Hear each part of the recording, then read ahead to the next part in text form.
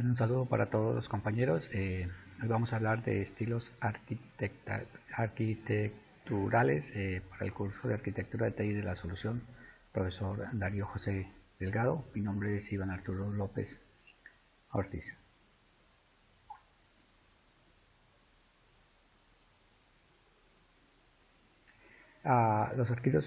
Los estilos arquitectónicos definen la estructura general de lo que será un sistema y en consecuencia es muy importante tener claro el momento de definir el estilo.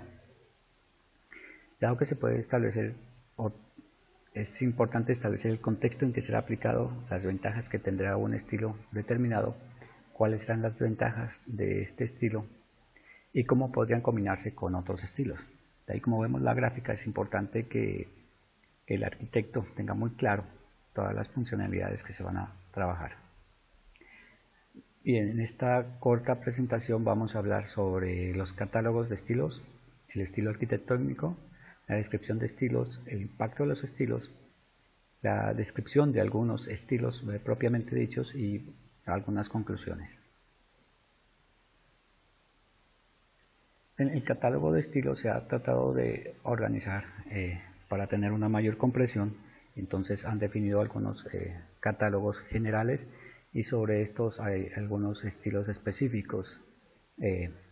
Aquí hay algunos, son muchos más y básicamente tenemos flujo de datos, dentro de él tendríamos como la tubería y los filtros, un estilo centrado en datos, un clásico de la pizarra repositorio, llamado y retorno, donde tenemos el modelo de vista controlador, el orientado a objetos, en capas y en componentes.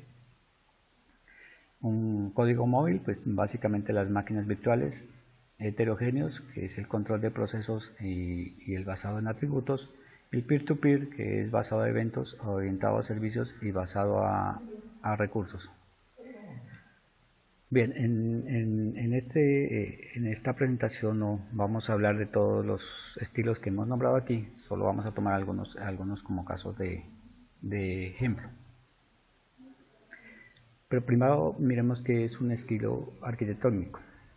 Básicamente las primeras definiciones que se conocen fueron las elaboradas por Daniel y Peer de ATT Laboratorios y de Garcia y Anderson de la Universidad de Oxford en 1992.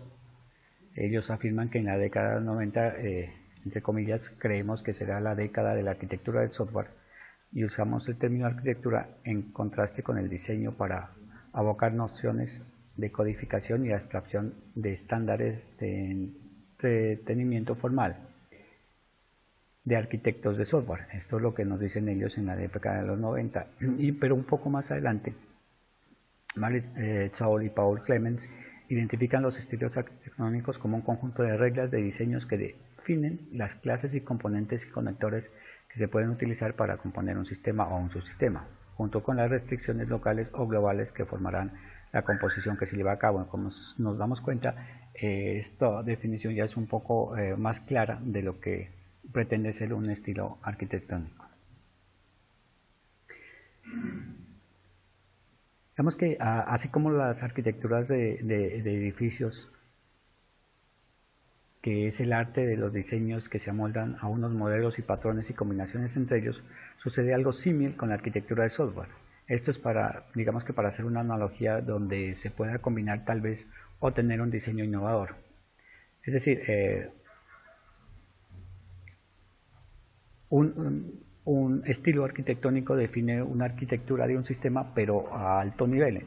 Pero digamos que aquí en los gráficos podemos ver el símil con la parte de arquitectura en construcción, donde hay diferentes tipos de arquitecturas y a lo mejor posibles combinaciones también de ellas.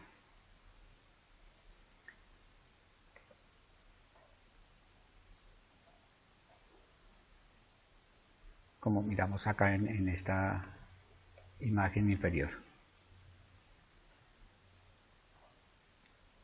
Una descripción de lo que posiblemente son estilos arquitectónicos. Cada estilo arquitectónico describe una categoría que incluye un conjunto de componentes que realiza una función requerida en el sistema. Un conjunto de conectores que permite que la comunicación y la coordinación y la cooperación entre los componentes. Las restricciones que definen cómo se integran los componentes y los modelos semánticos que permiten que se entiendan las propiedades generales del sistema en concordancia con sus partes para que el diseñador pueda comprender. En pocas palabras, todo esto nos podrá definir un buen proyecto y no sucederá como lo que tenemos en la imagen, un estilo, digamos que al revés, no poco funcional. ¿Cuál es el impacto de los estilos? Bueno, son muchos los impactos que se tendrían en esos estilos, pero esencialmente, sobre todo, pues tener seguridad, confiabilidad, rendimiento, usabilidad, mantenibilidad, eficiencia, facilidad de pruebas, portabilidad, disponibilidad, reusabilidad, escalabilidad y en fin muchos impactos que se deben tener en cuenta al momento de definir el estilo y al momento de implementar. Vamos a hablar sobre algunos estilos y vamos a describir algunos de ellos. Uno que no colocamos en el catálogo de la parte inicial era una arquitectura monolítica. Esa arquitectura monolítica, pues digamos que fue una de las primeras utilizadas donde todo el sistema está representado en un solo bloque, históricamente representada como una estructura. Pues los primeros software que se construyeron fundamentalmente por un programa compuesto por un conjunto de funciones centralizadas de tal forma que cada una de las llamadas puede llamar a otra. Digamos, cuando trabajamos a nivel de funciones dentro de un gran programa y esta corría sobre una máquina o se hacía llamada a un servidor, pero no tendría otro tipo de procesos. Pues, ¿cuáles son las ventajas? Eficiencia, ya que se producen pocos cambios en el contexto, pero las desventajas, digamos que a medida que el programa se hace muy grande, el diseño se hace muy grande, es difícil de depurar, difícil de ampliar, difícil de disminuir y posiblemente difícil de implementar. Entonces, esto eran las arquitecturas comunes o la arquitectura común que se manejaba. Inclusive hoy podemos hablar de que hay algunas formas de hacerlo, sobre todo cuando se hacen diseños para trabajos con parte de electrónica. Normalmente podríamos utilizar este tipo de arquitectura monolítica. Otro tipo de arquitectura sería las tuberías o filtros. En este caso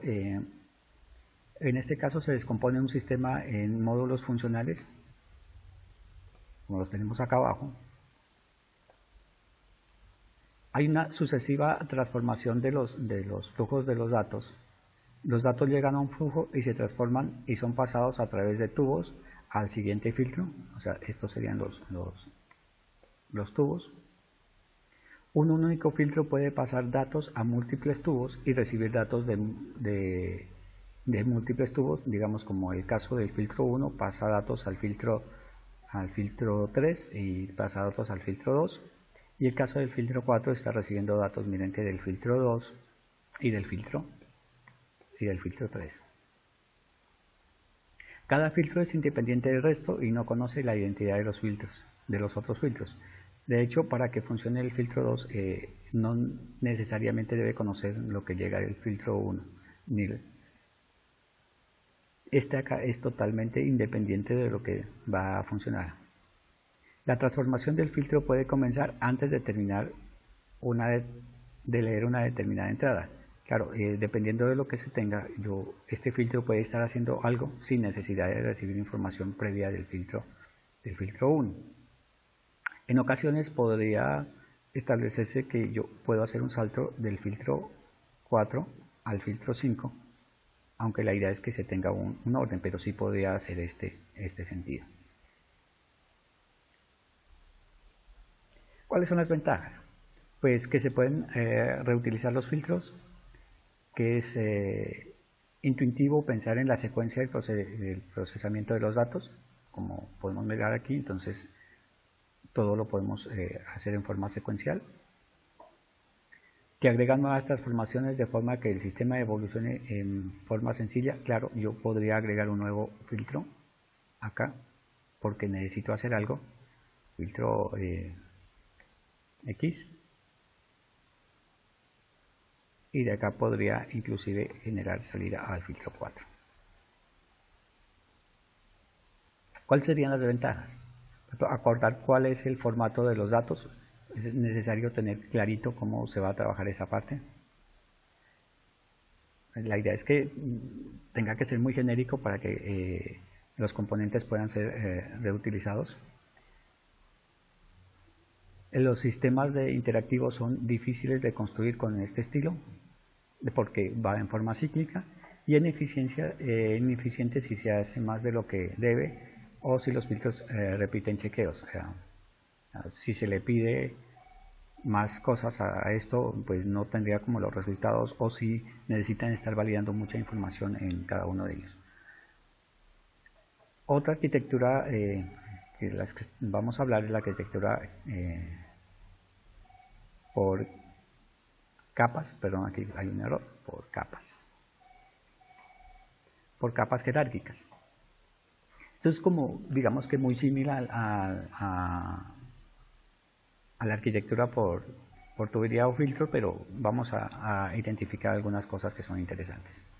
El sistema se organiza en capas, cada una provee un conjunto de servicios a las capas superiores y requiere servicios de las capas inferiores. Las capas jerárquicas, el modelo estricto, en una capa solo se utiliza servicios de inmediatamente inferior, y el modelo por relajado pueden saltar de capas. Definición de protocolos mediante la interacción de capas. Entonces miremos que dependiendo del modelo como se defina, yo puedo hacer únicamente el sentido, pero hay algunas ocasiones en que yo podría comunicarme a través de un mecanismo con unas capas para seguir trabajando información o trayendo información. Dependiendo de la definición, digamos que este es un modelo muy interesante para la parte de seguridad, porque necesariamente para llegar hasta la capa N he tenido que pasar por diferentes capas. Ahora, si digamos que si es un modelo un poco relajado, yo podría saltar algunas capas, yo podría saltar de la capa 1 a la capa 4 o 5, por decirlo así, y en esa capa podría colocar una capa de instrucción de seguridad. Entonces yo podría tener organizado el trabajo en este sentido. ¿Cuáles son las ventajas? Pues facilita la comprensión, facilita el mantenimiento, claro, porque yo en cualquier momento puedo sacar esta capa o mirar lo que está haciendo esta sin afectar, digamos que, no tanto sin afectar, sino que hacerle mantenimiento a una de las capas porque la puedo determinar exactamente dónde podría estar las dificultades. Facilita la reutilización y facilita la portabilidad por el mismo hecho que está organizado por capas. Algunas desventajas. No siempre es fácil de estructurar en capas ni identificar los niveles de abstracción para repetir los datos requeridos. Y la interpretación de comandos en múltiples niveles puede afectar el desempeño. Claro, porque al estar trabajando por capas tengo que tener mucho cuidado en lo que estoy haciendo en cada una de ellas y en la información que se está pasando a la siguiente. Y esa información, recordemos que va pasando de capa en capa hasta llegar a N. Entonces yo tengo que tener mucho cuidado en la información que estoy pasando en cada una de esas capas. Bien, hay una arquitectura también por capas, que es la denominada 3 capas, que se utiliza mucho en el desarrollo de arquitecturas en la actualidad. Y pues esa capa está en la capa de presentación, la capa de negocio y la capa de datos, donde la capa de presentación se comunica con la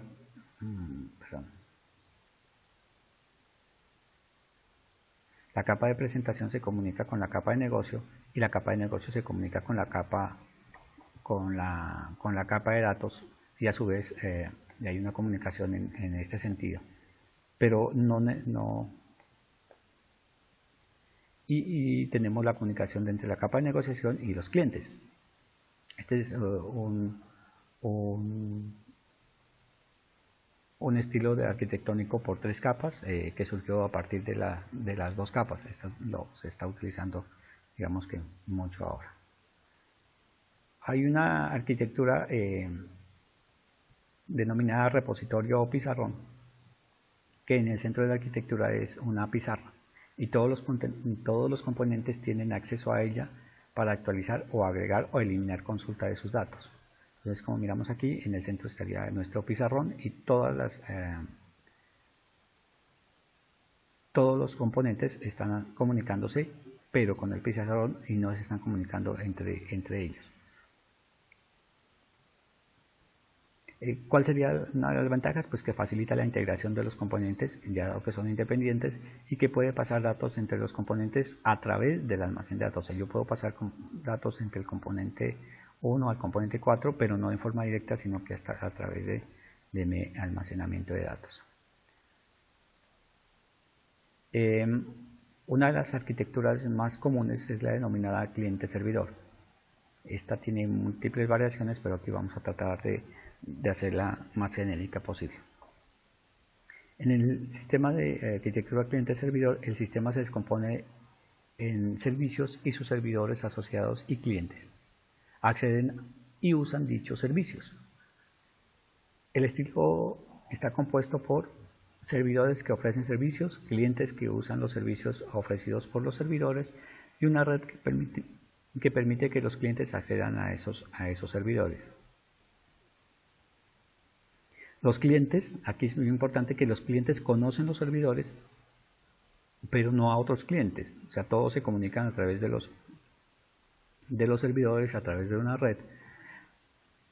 Y los servidores no tienen por qué conocer a los clientes. Ellos simplemente hacen lo que se indica acá. O sea, hay una petición, hay una respuesta y se hace la información a cada uno de los clientes o a diferentes servidores. Entonces todo está en función a esta red.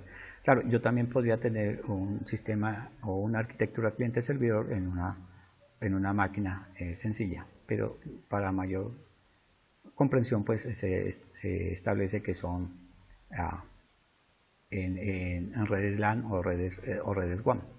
Entonces tenemos clientes, servidores y todos interactuando a través de la red. Hay una arquitectura que es un poco más compleja, que es la arquitectura peer-to-peer, que es un sistema descentralizado donde las comunicaciones pueden ser realizadas en cualquier nodo de la red. O sea, aquí tendríamos nodos y cada nodo estaría comunicándose. En principio no hay distinción entre clientes y servidores. O sea, quiere decir que cualquier nodo puede ser un cliente o cualquier nodo puede ser un servidor. El sistema se diseña para usar el poder de almacenamiento y procesamiento de múltiples computadoras en una red. Los protocolos que determinan la comunicación entre los nodos están embebidos en la propia aplicación y cada nodo debe correr una copia de la aplicación. Este sistema peer-to-peer es muy utilizado sobre todo en arquitecturas donde se requiere compartir información, digamos como en los sistemas ARES donde se prestaba o se presta para clonar información, para llevar, para hacer copias. Entonces si detectan que aquí hay algo, se cae no hay problema porque siguen funcionando los demás y luego se restaura. Entonces en cada uno de ellos hay una réplica de la información y es digamos que un poco dispendiosa, pero interesante toda la estructura que presta esta arquitectura peer-to-peer. Bien, hay muchas arquitecturas más y arquitecturas nuevas, sobre todo ahora trabajando hacia la nube, pero la documentación que se tiene de estas no es tan sencillo, digamos, tener como toda la información a la mano, pero básicamente son son estructuras que se han venido trabajando desde las anteriores o de las ya vistas. Y con esto pues ya podríamos sacar algunas conclusiones. Antes de esto es importante mencionar que yo puedo combinar diferentes arquitecturas. Es más, yo puedo tener en una peer-to-peer, yo puedo tener perfectamente una cliente-servidor y dentro de esta yo podría tener otra arquitectura. Eso es normal y funcional hacerlo. Algunas conclusiones, pues los diseños se definen, los estilos definen la funcionalidad que tendrá el diseño y la funcionalidad de un proyecto informático. Es fundamental evaluar la arquitectura antes de iniciar una implementación. Y por supuesto, establecer claramente la arquitectura dependiendo de los requerimientos del proyecto. Y algo que después de revisar todo esto yo considero que es importante no casarse con una arquitectura como tal, sino prever, tener conocimiento de ellas y mirar, dependiendo del proyecto que se quiera iniciar, cuál es la arquitectura que estaría mejor organizada para esto. Acá algunas referencias bibliográficas, pues básicamente esto es como a grosso modo el trabajo que se ha desarrollado. Muchas gracias por la atención.